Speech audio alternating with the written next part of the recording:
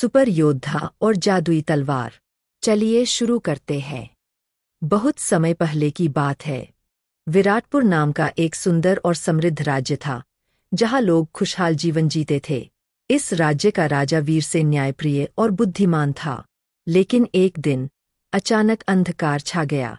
एक शक्तिशाली राक्षस कालनेत्र ने राज्य पर हमला कर दिया। उसकी काली शक्तियों से फसलें सूख गईं, नदियां जहरीली हो गईं और जंगल वीरान हो गए। उसने राजा को चुनौती दी, अगर मुझे रोका नहीं गया तो मैं पूरे राज्य को नष्ट कर दूंगा।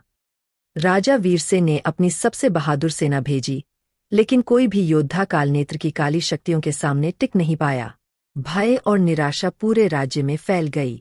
राजमहल के महर्षि सत्यवान ने ध्यान किया और राजा से कहा, राजन, इस संकट से बचने का एक ही तरीका है।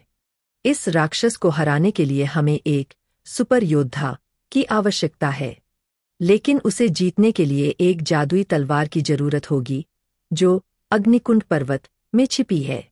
राजा ने घबराकर पूछा, वह सुपर योद्धा कौन है और जादुई तलवार कैसे प्राप्त की जा सकती है? महर्षि मुस्कुराए और बोले, वह योद्धा इस राज्य में ही है, लेकिन उसे अपनी असली शक्ति का एहसास नहीं हुआ है, और तलवार को केवल वही प्राप्त कर सकता है जिसके हृदय में सच्चाई और साहस हो। एक साधारण किसान अर्जुन। विराटपुर में एक साधारण किसान अर्जुन रहता था। वह दिन भर खेतों में काम करता, अपनी माँ की सेवा करता और गांव के लोगों की मदद करता था। लेकिन कोई नहीं जानता था कि उसमें असाधारण शक्ति छिपी हुई है। एक दिन जब अर्जुन जंगल में लकड़ियां काट रहा था, अचानक कुछ डाकुओं ने एक वृद्ध साधु को घेर लिया। अर्जुन ने बिना सोचे समझे उन पर हमला कर दिया। उसने अकेले ही सभी डाकुओं को हरा दिया। साधु ने आशीर्वाद देते हुए कहा, बेटा, तुम सिर्फ एक किसान नहीं हो, तुम्हारे अंदर एक महान योद्धा छिपा है। तुम्हें जल्द ही अपने असली उद्देश्य का पता चलेगा। राजा की खोज और अर्जुन का चयन। जब महर्षि ने राजा को अर्जुन के बारे में बताया, तो राजा ने उसे राजमहल बुलाया।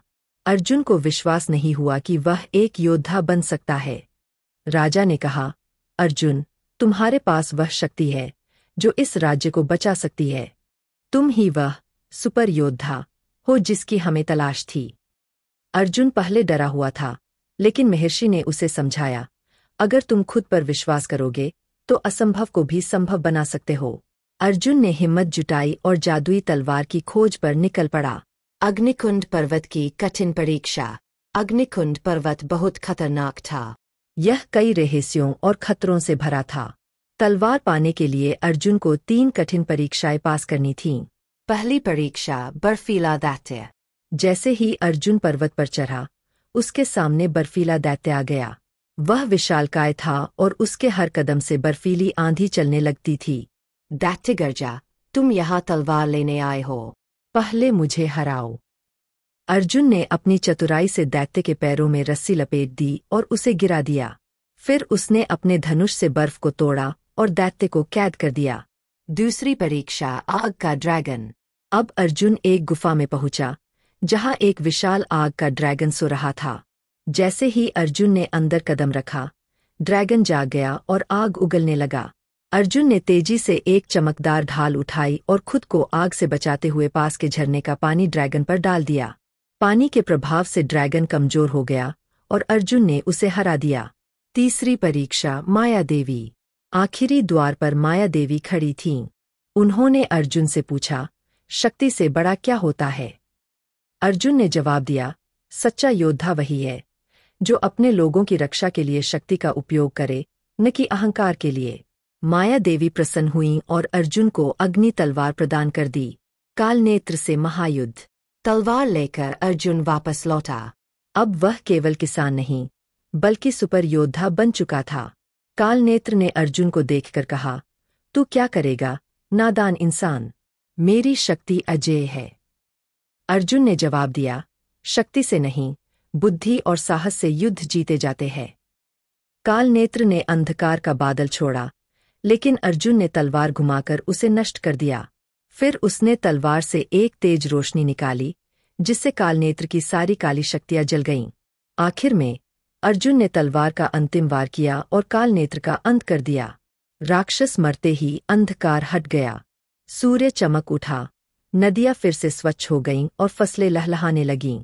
राजा ने अर्जुन को गले लगाकर कहा, आज से तुम केवल अर्जुन नहीं, बल्कि विराटपुर के सुपर योद्धा हो। लोगों ने खुशी से अर्जुन का स्वागत किया। अर्जुन ने समझ लिया कि असली योद्धा वही होता है जो अपने लोगों की रक्षा करे और अपनी शक्ति का सही उपयोग करे। इस तरह अर्जुन ने न केवल अपने राज्य को बचाया, बल्कि यह भी साबित कर दिया कि असली ताकत बाहुबल में नहीं, बल्कि आत्मविश्वास और परोपकार में होती है। ऐसी और मज़ेदार कहानियां सुनने के लिए हमारे चैनल मिनी स्टोरी टेलर को अभी सब्सक्राइब करें।